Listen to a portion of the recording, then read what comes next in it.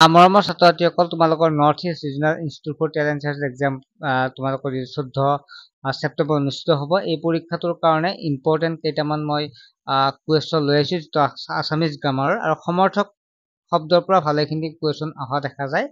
গতিকে তোমালোকে সমাৰ্থক শব্দৰ ওপৰত তোমালোকে চোৱাটো বহুতেই গুৰুত্বপূৰ্ণ। এই ভিডিঅ'টো ক্লাছ 2ৰ পৰা ক্লাছ 5লৈকে অসমীয়া গ্ৰামাৰ যিটো থাকিব, এই ভিডিঅ'টো তোমালোকে চাব পাৰা।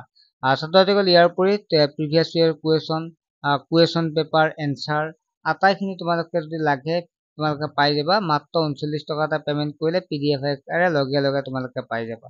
যিসকল ছাত্ৰ-ছাত্ৰীয়ে ল'ব বিচাৰে ল'ব পাৰে। মাত্ৰ 39 টকা এটা পেমেন্ট কৰিলে হ'ল, তোমালোকে আটাইখিনি কুৱেশ্যন পেপাৰ পাই যাবা। কাৰণ বহু ছাত্ৰই নতুনকৈ পৰীক্ষা দিব বা প্ৰিভিয়াছ ইয়াৰ কুৱেশ্যন পেপাৰ নাই, তেনেকুৱা ছাত্ৰ-ছাত্ৰীয়ে লোৱাটো ইম্পৰ্টেণ্ট। কিয়নো আমি আগৰ কুৱেশ্যন পেপাৰ বা নোটছবিলাক চাইহে আমি পঢ়িলেহে পৰীক্ষাটো ভালদৰে দিব পাৰিম। এতিয়া চোৱা, প্ৰথম প্ৰশ্ন হৈছে অন্ত। অন্তৰ সমাৰ্থক শব্দ মানে অন্ত মানে একে, সমাৰ্থক মানে একে থকা শব্দ, একে শব্দ, হয় নহয়?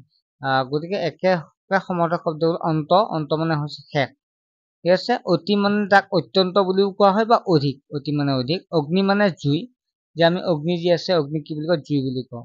অনুৰাগ মানে হৈছে প্ৰেম। অন্ধকাৰ মানে হৈছে আন্ধাৰ, ঠিক আছে। অৰ্থ মানে টকা বা সম্পদ।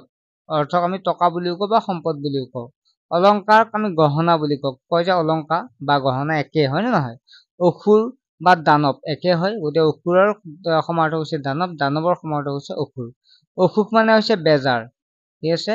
আকাশ মানে যাক অস্বৰ বুলি কোৱা হয়, গগন বুলি কোৱা হয়, ব্ৰহ্ম বুলি কোৱা হয় বা শূন্য বুলি কোৱা হয়। আতংক মানে হৈছে ভয়, ভীতি।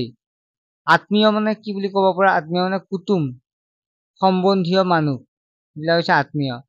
আদৰ্শ মানে আৰ্হি, কোনো আদৰ্শ দেখুওৱা মানে আৰ্হি দেখুওৱা। আদিম মানে হৈছে প্ৰাচীন, আগৰ। আনন্দ মানে উল্লাসিত, ৰং, ধেমালি, হয় নহয়? আনন্দ মানে ফূৰ্তি কৰা, ধেমালি মানেও একে আৰু উল্লাস ৰং একে। আপোন মানে হৈছে নিজ, নিজক আপোন বুলি কোৱা। আবেদন মানে হৈছে দৰখাস্ত। ইতিহাস মানে বুৰঞ্জী। ঈশ্বৰ মানে ভগৱান। উকা মানে সুদা বা উদং, উকা হোৱা, উদং হোৱা, সুদা হোৱা।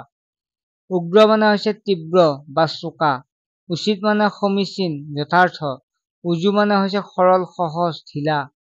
পৃথিৱী মানে ভূমিক, ধৰণী। জীৱন মানে সৰ্বস্ব, প্ৰাণ। সূৰ্য মানে ৰবি, দিনকৰ। অৰ্থ মানে টকা, সম্পদ, বিত্ত। অলংকাৰ মানে কৈছে গহনা বা আভৰণ। অসুৰ মানে দৈত্য, দানৱ বুলি কোৱা হয়। অসুৰ এইটো পাইছে তোমালোকে, এইখিনি মই কৈয়ে দিছো। অমৰাপুৰী মানে স্বৰ্গ, দেৱলোক। অমৃত মানে সুধা, অমীয়, পীযুষ। অন্ত মানে শেষ, অৱশেষ, ইতি, মৃত্যু। অৰ্জুন মানে হৈছে পথ, সৰ্বশ্বাসী, ফাগলুনি। অতি মানে অত্যন্ত, অধিক, পৰম। অগ্নি মানে জুই, যাক বহ্নি বুলিও কোৱা হয়, অনল বুলিও কোৱা হয়। তাৰপিছত আপোন মানে নিজ বা আত্মা। আবেদন মানে দৰখাস্ত বা নিবেদন। তাৰপিছত ইয়াত তোমালোকে চাব পাৰা, আনন্দ চাব পাৰা। আনন্দখিনি কৈছো। আহত মানে হৈছে আঘাত পোৱা। উল্লাস, ৰং, আমোদ, ধেমালি, এইকেইটা হৈছে আনন্দ। আবেগটো তোমালোকে চাবা, আবেগ মানে ব্যাকুল, বেগতা।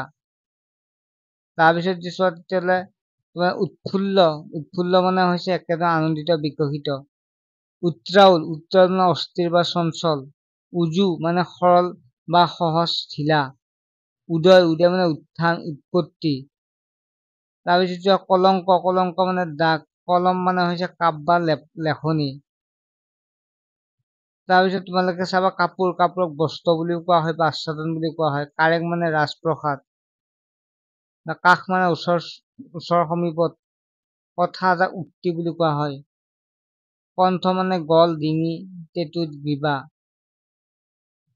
তাৰপিছত তোমালোকে চাবা কিতাপ মানে গ্ৰন্থ, পুথি। ছাত্ৰ-ছাত্ৰীসকল, এইখিনি ভালদৰে তোমালোকে চালেই ধুনীয়াকে ইয়াৰ ভিতৰতে সমাৰ্থক শব্দ আহিব লাগে।